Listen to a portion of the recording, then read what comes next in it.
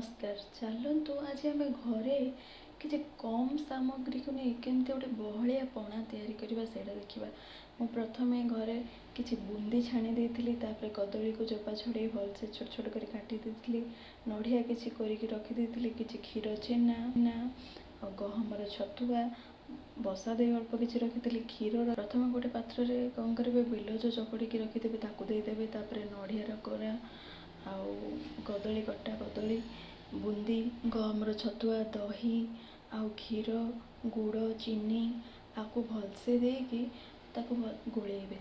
आपणकर जदि पानिया दरकार कि बहलिया दरकार से हिसाब से पानी मिसेबे। ठंडा पानी मिसेले गरम दिन बहुत भल लगे, तो मु ठंडा पानी रखी मिसई देती। ये मु बुंदी को भलसे हाथ चूना करके पकई देती। शेष कौन करेंगे ना अदा गोलमरीच गुजराती गुंड दे प्रस्तुत होगा आपणकर बहलिया पणा।